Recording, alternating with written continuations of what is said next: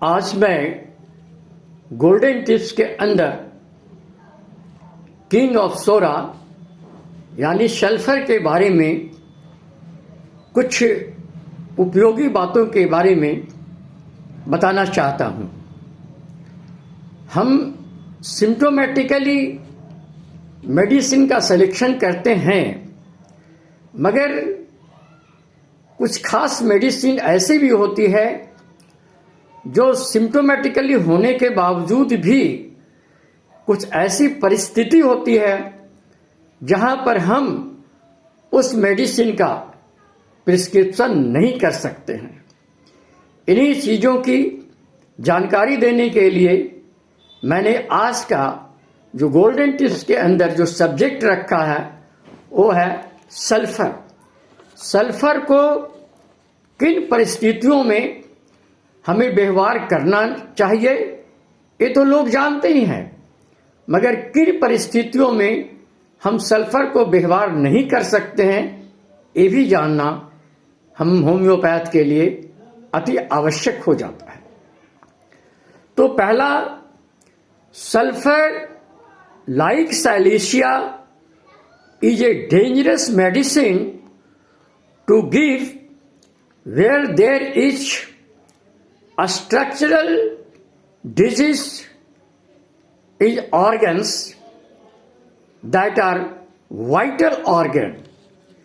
जहां पर किसी भी वाइटल ऑर्गन के अंदर अगर वो स्ट्रक्चरल चेंजेस आ गई हो तो वैसी स्थिति में हम सल्फर का व्यवहार नहीं करते हैं, क्योंकि सोरिक का व्यवहार फंक्शनल डिसऑर्डर के लिए होता है, न कि स्ट्रक्चरल डिस्टरबेंस के लिए। तो कोई भी स्ट्रक्चरल डिस्टरबेंस अगर आ गया लंग्स के अंदर, लीवर के अंदर, हार्ट के अंदर या किसी वाइटल के अंदर के आ गया तो वैसी स्थिति में हम सल्फर का व्यवहार नहीं करते हैं, और जहां पर फंक्शनल डिस्टरबेंस होती है तो हम वहां पर सल्फर का व्यवहार कर सकते हैं। दूसरी चीज है, sulphur is a dangerous medicine to administrate in the advance case of phthisis and if given it should not be prescribed in the higher potency.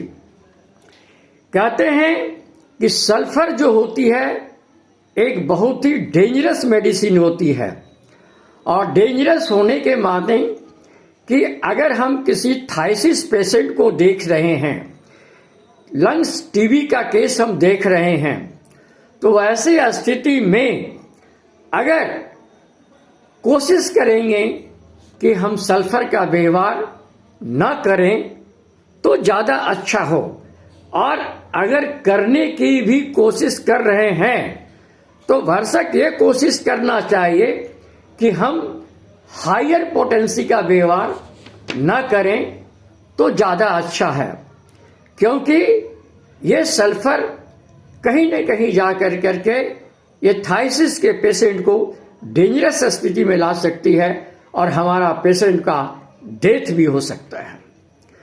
तीसरा पॉइंट है, do not undertake to stop with sulfur to the morning diarrhea that commonly comes with the thysis।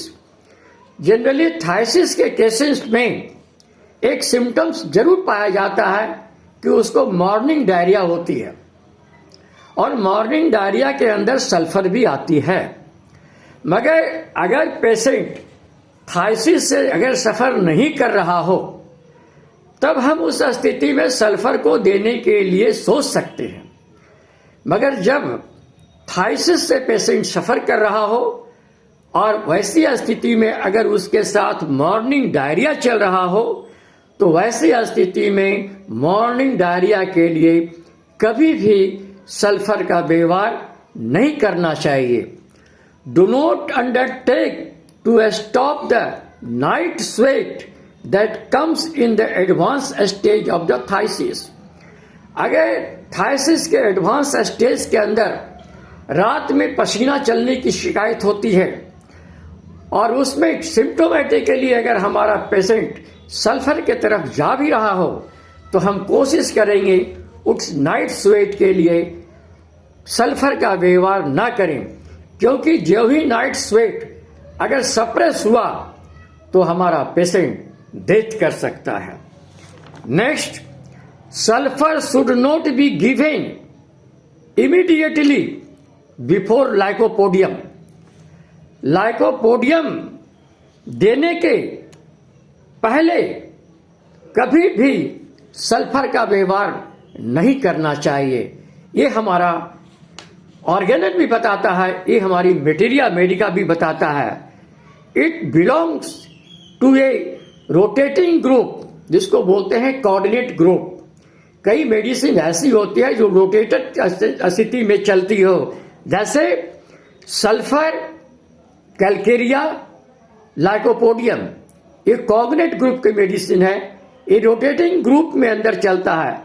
First you give sulphur, then calcarea carb, then lycopodium and then sulphur and again followed by the lycopodium. ये परिस्थिति से इस चक्र के अंदर जो coordinate है कि किसके बाद कौन सी मेडिसिन आएगी, तो सल्फर के बाद ही कैलकेरिया कार्प दिया जा सकता है और कैलकेरिया कार्प के बाद ही लाइकोपोडियम दिया जा सकता है और पुनः फिर हम सल्फर के तरफ आ सकते हैं। तो इस चीज को भी मानना हमको जरूरी पड़ जाता है। कहा गया है कि Calcarea carp must not be give before the sulphur. Sulphur के पहले भी कैलकेरिया कार्प का व्यवहार नहीं करना चाहिए, क्योंकि वो कोऑर्डिनेट ग्रुप को फॉलो नहीं करता है। इसलिए वैसी स्थिति में हम सल्फर का व्यवहार कैलकेरिया कार्प के बाद ही करते हैं। नेक्स्ट है क्या, never start to treat any acute और chronic disease to prescribe sulphur. Sulphur देने हम केस टेकिंग करने के बाद अगर किसी पेशेंट को सल्फर आ रहा हो और सल्फर के तरफ हम डायग्नोसिस करने की को जा रहे हैं, तो भरसक कोशिश करना चाहिए कि हम ऐसे मेडिसिन को फॉलो करें जो सल्फर हो को फॉलो करें मगर सल्फर ना हो। सल्फर को हम बाद में सोच सकते हैं। कब सोच सकते हैं? When the best selected remedy fall to cure the patient. अगर हम बेस्ट सेलेक्टेड रेमेडी दे रहे हैं, उसकी क्रिया नहीं हो रही है, तो ऐसी स्थिति में हम एक्यूट स्टेज के अंदर सल्फर सोचते हैं और क्रोनिक केस के अंदर हम जाकर के सोडियम सोचते हैं। तो पहले हम भरसक कोशिश करते हैं कि हम सल्फर का व्यवहार न करें। एक जगह आपको पढ़ने के लिए मौका मिलेगा तो जरूर पढ़ने की कोशिश करिएगा। लिखा हुआ है, when you are going to prescribe any chronic disease first you try it from the vegetable group of medicine. पहले कोशिश करिए क्रोनिक डिजीज के अंदर कि कौन सी वेजिटेबल ग्रुप के मेडिसिन आ रही है और कोशिश करिए कि हम पहले वेजिटेबल ग्रुप के मेडिसिन को दें। मगर लाइकोपोडियम भी एक वेजिटेबल ग्रुप का मेडिसिन है, मगर कहता है कि लाइकोपोडियम भी कभी नहीं देना चाहिए। वेजिटेबल होने के बावजूद भी लाइकोपोडियम को मना किया गया है कि first never start from the lycopodium. क्यों? कि सल्फर का दूसरा नाम भी है लाइकोपोडियम का दूसरा नाम भी है वेजिटेबल सल्फर। इसलिए लाइकोपोडियम को हम वेजिटेबल सल्फर के रूप में भी हम अच्छी तरह से जानते हैं। और लास्ट में मैं एक और बात कहना चाहता हूं कि sulphur should not be given at night. रात में कभी भी सल्फर का व्यवहार नहीं करना चाहिए। जिस भी पेशेंट को अच्छी नींद आ रही है, जो अच्छे से सो रहा है, वो गहरी नींद में सो रही है, अगर उसको सल्फर दे दिया जाए तो उसका नींद जो है वो डिस्टर्ब हो जाएगा, उसका स्लीप जो है वो डिस्टर्ब हो जाएगा और डिस्टर्ब होने के बाद वो रात में सो नहीं पाएगा और हमारे पेशेंट के लिए ये अच्छी चीज नहीं होगी। तो ऐसी स्थिति में हमने जिन जिन बातों को सल्फर के बारे में आपको बताया हूं, उस कंडीशन में कृपया ये सोचिएगा कि ऐसी कंडीशन में हम सल्फर का व्यवहार ना करें तो ज़्यादा अच्छा है, क्योंकि हमारे मटेरिया मेडिका के अंदर जो प्रिकॉशन दिया गया है, precaution must be follow by the every homeopath. Symptomatically medicine दीजिए, मना नहीं है, मगर सिम्टोमेटिक देने के बावजूद भी हम जहां पर प्रिकॉशन दिया है कि किस मेडिसिन को किस अवस्था में नहीं देना चाहिए, किस मेडिसिन को कब नहीं देना चाहिए, दिन में नहीं देना चाहिए, रात में नहीं देना चाहिए, किस टाइम नहीं देना चाहिए। टाइम फैक्टर भी हमारे मेडिसिन के साथ में है, इवन की मून फैक्टर भी हमारे मेडिसिन के साथ में है। तो ऐसी परिस्थितियों को देखते हुए हम उस मेडिसिन का प्रिस्क्रिप्शन करेंगे, मगर अगर वो मेडिसिन उस अवस्था में नहीं दे सकते हैं तो हम भरसक कोशिश करेंगे कोई भी मेडिसिन जिसके अंदर कुछ गाइडलाइन दिया गया है तो हम उस मेडिसिन को कभी भी व्यवहार नहीं करेंगे। कृपया इन बातों को अच्छी तरह से समझने की कोशिश करिएगा, तब आप एक सफल होम्योपैथिक चिकित्सक जरूर बनिएगा और आपका प्रिस्क्रिप्शन भी बहुत सफल होगा और आप पेशेंट को बहुत लाभ दिला सकते हैं। धन्यवाद। आपका डॉक्टर कल्याण स्वरूप, गया, बिहार।